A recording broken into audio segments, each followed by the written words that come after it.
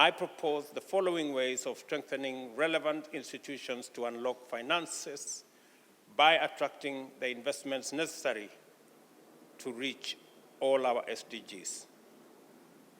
The design and promotion of legal frameworks with sufficient incentives to attract private sector investment in sustainable water management is a necessity.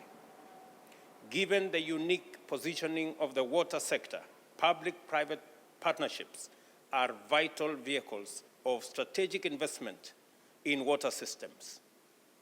Properly designed PPPs can ensure efficiency and improve water productivity at the domestic, agricultural, as well as industrial scale. We recognize responsive regulatory and financial models for sanitation to be indispensable for success in water sector PPPs. A mechanism facilitating government subsidies for sanitation service providers to transport effluents from remote residential areas to city waste treatment plants is important. It guarantees effective treatment and connections, and also connects the residential sector in urban as well as rural areas to national sewer systems, ensuring that all wastewater is discharged into national waste management sites. The time has come for African countries to enact climate-resilient policy frameworks and institutional mechanisms that encourage stakeholders to share data and information. Such arrangements would accelerate the identification of available water resources and facilitate the participation of relevant public and private institutions.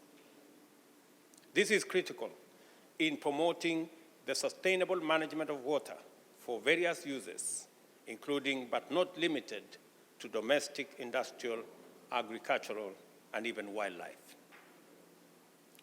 It is also necessary to promote climate change governance of water and other interrelated natural resources by strengthening overall stakeholder capacity for water resource management in every sector. It is also necessary to establish or strengthen bilateral efforts to manage transboundary water resources. This includes the promotion of appropriate policy frameworks and cooperation in the joint management of the resources that are transboundary. In this regard, I encourage the adoption of the Convention on the Protection and Use of Transboundary Water Resources and International Lakes. The Convention promotes cooperation on transboundary surface and groundwaters and strengthens their protection and sustainable use and management. I recognize that key issues discussed during the roundtable meeting on water security earlier have a strong bearing on this subject. Good governance in water management is a means of mastering complexity and managing inevitable trade-offs that characterize a delicate and highly complicated policy domain. Interventions must recognize that the water sector is highly sensitive to fragmentation, silos, scale mismatch, negative externalities, monopolies, and large-scale capital-intensive investments. Good governance in the water sector must be intentional and directed to the purpose of solving fundamental water sector challenges using a combination of bottom-up and top-down processes. By this, I mean that organized water users on one hand, with the regulators and providers on the other, must be effectively engaged in effective dialogue and collective problem solving. States should ensure that the implementation and enforcement of water resource management regulatory frameworks is sound, aligned with public interest, promotes the adoption of innovative water governance practices, and effectively coordinates responsible authorities, levels of government, and relevant stakeholders. Excellencies, ladies and gentlemen, literally, water is life. Water sector governance is vital.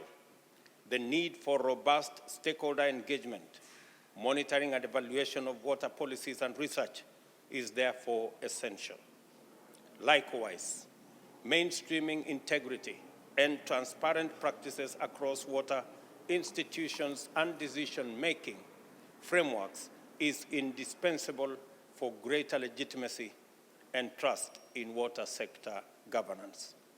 I consider this forum a significant step in our journey towards entrenching sustainable water sector governance to support human well-being, the pursuit of prosperity and security across Africa.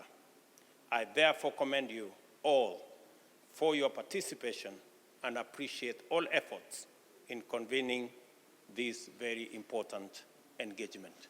I thank you.